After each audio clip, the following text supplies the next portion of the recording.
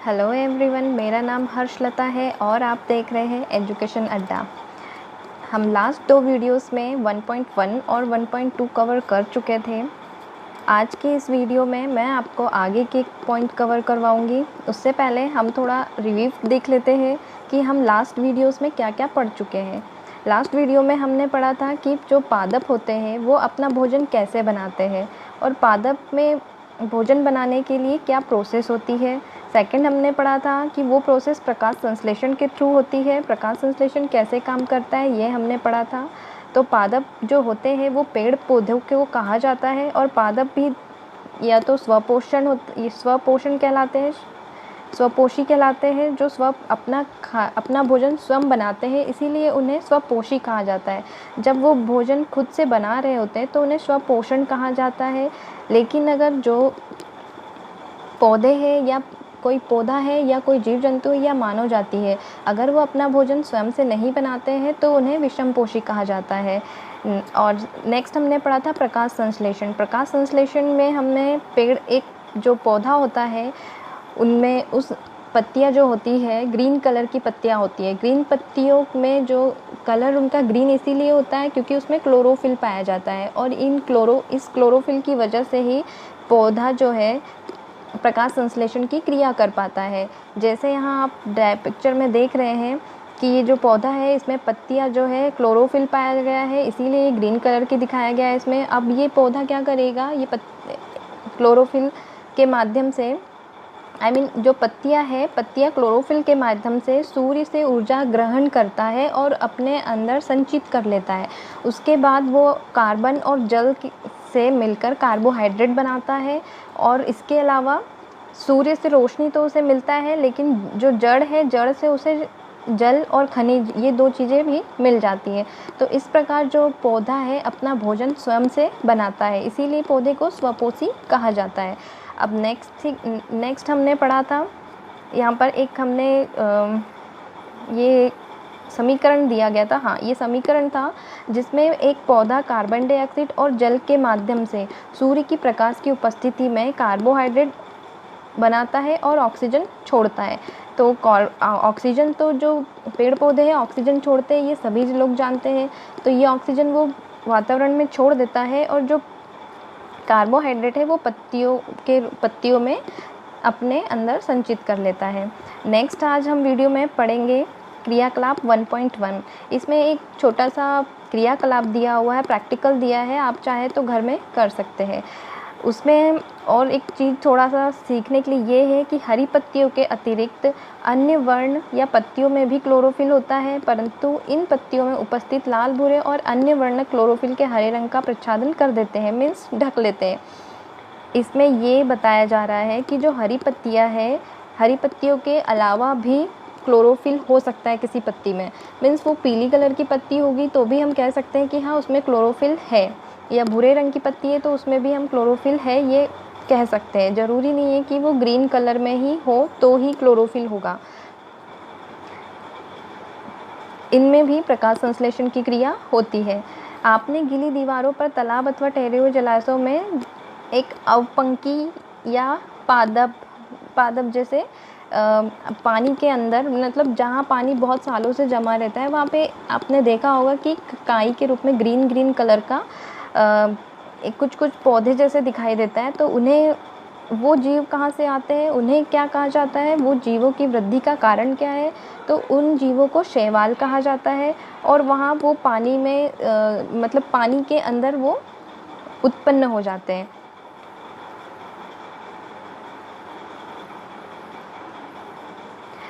Next topic है आज का हमारा, पादपों में कार्बोहाइड्रेट के अतिरिक्त अन्य खाद्यों का संश्लेषण।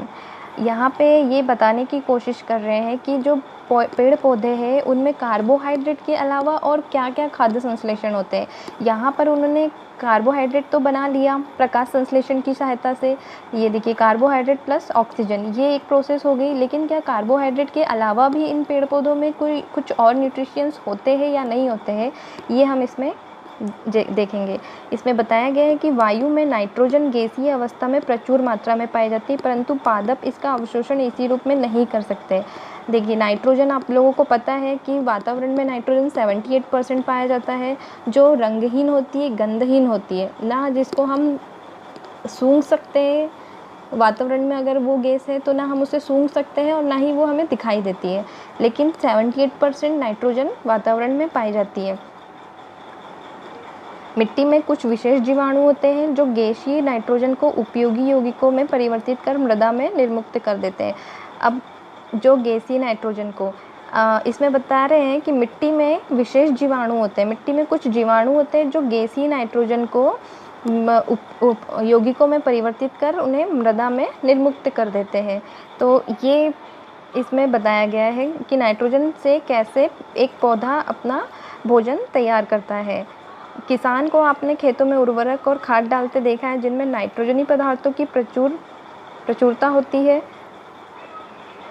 इसी प्रकार अन्य संगठनों के साथ पादपों की नाइट्रोजन की मांग की आपूर्ति हो जाती है। इसके पश्चात पादप खाद्य के अन्य संगठनों को जैसे कि प्रोटीन एवं वसा संश्लेषण करते हैं। पहले कार्बोहाइड्रेट बनाया पौधे ने, अब उसके अलावा हमें बताया गया है कि नाइट्रोजन भी एक पौधे के खाद्य संश्लेषण के रूप में हो सकता है। सेकंड, अब आगे जब नाइट्रोजन के बारे में भी हमने पढ़ लिया तो आगे हमें बताया है कि प्रोटीन और वसा भी एक पौधे के खाद्य संश्लेषण के रूप में काम कर सकता है। अब पादपों में पोषण की अन्य विधियाँ, पेड़ पौधे में अन्य कौन सी विधियाँ हैं जिससे उन्हें पोषण मिल सकता है। नीचे आप एक चित्र देख रहे होंगे, परपोषी पादप पर अमरबेला। अमरबेला आपने सभी लोगों ने देखी ही होगी अपने आसपास, किसी ना किसी पेड़ पर। अमरबेला को आपने अकेले कहीं नहीं देखा होगा, वो हमेशा किसी ना किसी पेड़ पर ही लगी होती है। अब आगे हम इसके बारे में पढ़ते हैं।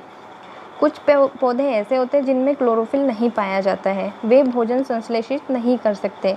वे कैसे जीवित रहते हैं तथा कैसे पोषक किस प्रकार प्राप्त करते हैं, ये इसमें बताया गया है। तो मैं आपको समझा देती हूँ कि जो अमरबेल है ये एक ऐसा पौधा है या एक ऐसी बेला है जिसमें क्लोरोफिल नहीं होता है, इसीलिए ये येलो कलर में भी है। ये कभी भी हरी नहीं होती है, ये हमेशा से पीली ही होती है और ये कभी भी अपना भोजन स्वयं नहीं बनाते हैं, इसीलिए ये हमेशा किसी न किसी पेड़ पर डिपेंड रहते हैं और हमेशा किसी पेड़ पर ही उगे होते हैं। इसीलिए इन्हें विषमपोषी प्रणाली का उपयोग करते हैं ये लोग, इसीलिए इन्हें परपोषी उन पेड़ों को कहा जाता है जिस पे वो बेला लगी होती है, उन्हें परपोषी कहा जाता है। क्योंकि अमरबेल जैसे पादप परपोषी को अमूल्य पोषकों से वंचित करते हैं, अतः इन्हें परजीवी कहा जाता है। तो जो अमरबेला है वो परजीवी कहलाएगी और जो पेड़ है, जिस पेड़ पे वो सहारा ले रहा है, उसे परपोषी कहा जाएगा। नेक्स्ट है हमारा, तो यहाँ पे आपके कॉन्सेप्ट क्लियर हो रहे हैं या नहीं हो रहे हैं, आप प्लीज़ मुझे अपने कमेंट बॉक्स में बताते जाइएगा ताकि मैं अपने आप को इम्प्रूवमेंट करूँ अगर मैं आपको कुछ समझा नहीं पा रही हूँ तो। नेक्स्ट है हमारा, क्या आपने ऐसे पादपों को देखा है, उनके विषय में सुना है जो जंतुओं का भक्षण करते हैं। कुछ ऐसे पौधे भी हैं जो कीटों को पकड़ते हैं और उन्हें पचा लेते हैं। क्या यह आश्चर्यजनक है, विस्मयकारी नहीं है? ऐसे पौधे हरे या अन्य किसी रंग के हो सकते हैं, जैसा चित्र में आप नीचे देख रहे हैं। ये दो तरह के पौधे दिखाए गए हैं जिसमें घड़े के आकार का और ढक्कन जैसी संरचना वाले कुछ पेड़ दिखाई दे रहे हैं दोनों इसमें। अब जो पत्ते का शीर्ष भाग घड़े का ढक्कन बनाता है, घड़े के अंदर अनेक रोम होते हैं जो नीचे की ओर ढल के रहते हैं, अर्थात अधोमुखी होते हैं, आधा खुला हुआ। जब कोई कीट घड़े में प्रवेश करता है तो यह उसके रोमों के बीच फंस जाता है। घड़े में उपस्थित पाचक रस द्वारा कीटों को पाचन हो जाता है। घड़े में उपस्थित पाचक रस द्वारा कीटों का पाचन होता है। मीन्स वो जो पौधा होता है वो उस कीड़े को खा तो लेता है, लेकिन खाने के बाद में उसको पचाता कैसे है? उसमें उपस्थित पाचक रस द्वारा। कीटों का भक्षण करने वाले ऐसे पादप कीट भक्षी पादप कहलाते हैं। अब इन पेड़ पौधों को कहा जाता है कीट भक्षी पादप। वीनस फ्लाई स्ट्रेप और संड्यू कीट भक्षी पादपों के दो अन्य उदाहरण हैं। ये दो उदाहरण हैं जो आप लोग याद रखिएगा, कभी भी एग्जाम्पल में आपसे पूछा जा सकता है। इनके बारे में जानकारी प्राप्त कीजिए। बूझों को थोड़ा सा कंफ्यूज हो रहा है कि यदि घटपर्णी या ये जो पौधे हैं, कीटभक्षी पौधे हैं, हरे होते हैं और प्रकाश संश्लेषण संपादित करता है, तो यह कीटों को भक्षण क्यों करता है? जब उसे प्रकाश संश्लेषण से भोजन मिल रहा है तो ये कीटों का भोजन क्यों बना रहा है? नेक्स्ट है हमारा 1.4 मृत जीवी। अब नेक्स्ट हमारा मृत जीवी है। मृत जीवी एक अलग है, इसको थोड़ा समझिएगा ध्यान से आप लोग। आपने बाज़ार में मशरूम बिकते देखा होगा। वर्षा के दिनों में वृक्षों की सड़ी गली टूटी टहनियों अथवा तनों या छाल पर छाते के समान संरचना के गुच्छे भी आपने देखे होंगे। आइए देखेंगे जीवन यापन करने के लिए किस प्रकार के पोषकों की आवश्यकता होती है और वे कहाँ से प्राप्त होते हैं। ये देखिए, यहाँ पर मशरूम का आपको डायग्राम दिखाया गया है जो सड़ी गली जगह पर उग रहा है। मतलब आपने देखे होंगे ऐसे छोटे छोटे छाते के आकार के जो मशरूम है वो कहीं पर भी उग जाते हैं। अब हम नेक्स्ट एक और यहाँ पर प्रैक्टिकल दिया हुआ है 1.2 का, और इसमें ब्रेड का है, जिसमें ब्रेड में फफूंद लग जाता है या फिर उसको कवक या फंजाई भी कहते हैं। तो ये जो कवक लग रहा है, ये एक कुछ दिन तक आप ब्रेड को ऐसे ही छोड़ दीजिए तो वो कुछ दिन बाद इस तरह से फंगस उस पर लग जाती है, और ये जो फंगस होती है यही मृतजीवी होते हैं जो उस पर लग जाते हैं। और वो मृतजीवी वातावरण में ही रहते हैं, जो कि अगर वो ढका हुआ नहीं है, कोई भोजन ढका हुआ नहीं है तो, या फिर बहुत दिनों तक पड़ा हुआ है इसी तरह, तो वहाँ पर छोटे छोटे कीटाणु उत्पन्न होने लगते हैं उस जगह पर, उस खाने में, और उन्हें ही मृतजीवी कहा जाता है। और फिर वो खाने के लिए उपयोगी नहीं रहते हैं।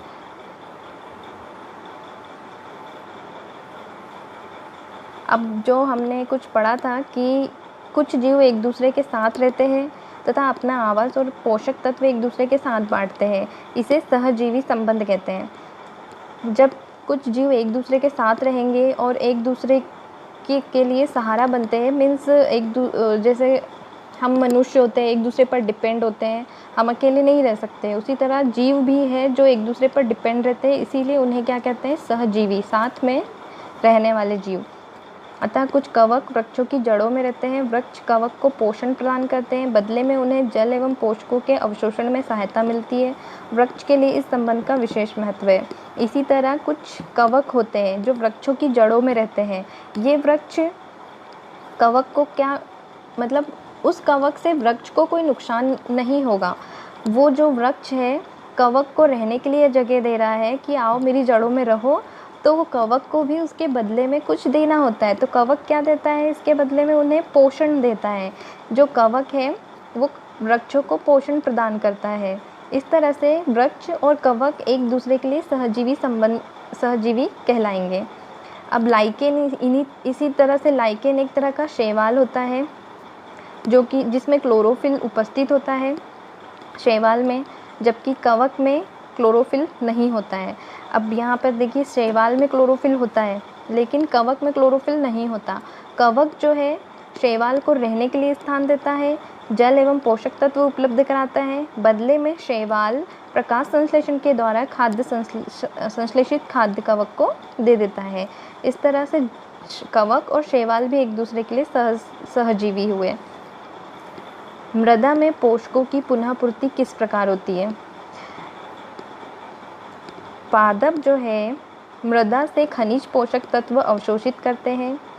अतः हाँ देखो, जो पेड़ पौधे हैं वो मिट्टी से खनिज पोषक लेते रहते हैं ताकि पेड़ जो है अच्छे से ग्रो करे।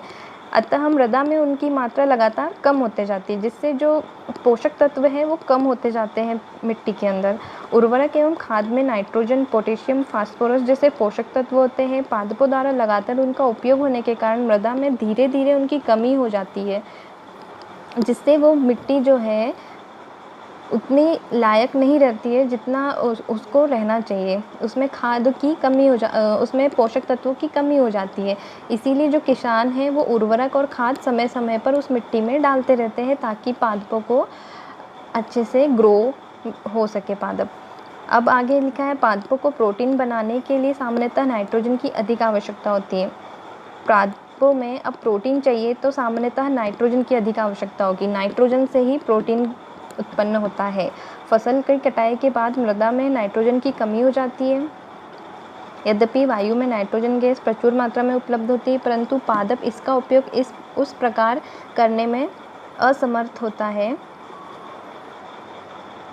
जैसे वे कार्बन डाइऑक्साइड का उपयोग करते हैं। पौधे नाइट्रोजन को विलेय रूप में ही अवशोषित कर सकते हैं। कुछ जीवाणु जो राइजोबियम कहलाते हैं वायुमंडलीय नाइट्रोजन को विलेय पदार्थों में परिवर्तित कर देते हैं, परंतु राइजोबियम अपना भोजन स्वयं नहीं बना सकते।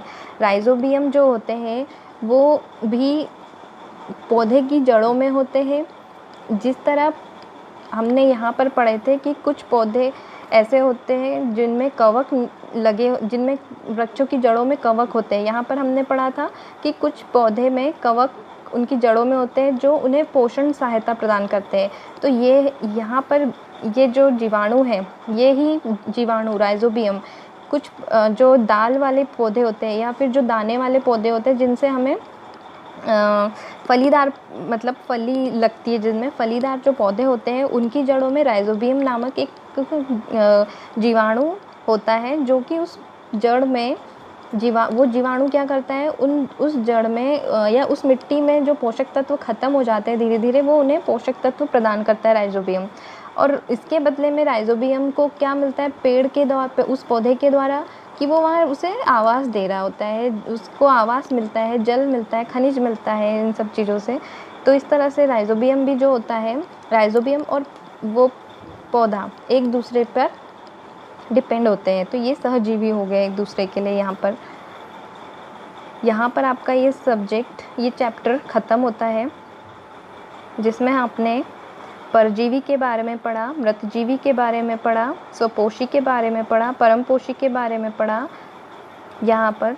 और जी बस इतना ही ये इस चैप्टर में इतना ही है। आगे के चैप्टर के लिए आप हमेशा मेरे साथ बने रहिए और मुझे कमेंट बॉक्स में कमेंट करते रहिए। अगर मैं इससे ज़्यादा बेटर अच्छा आपको पढ़ा सकती हूँ तो मैं बिल्कुल डेफिनेटली ट्राई करूँगी आपको पढ़ाने के लिए। Thank you so much for watching my videos. Thank you.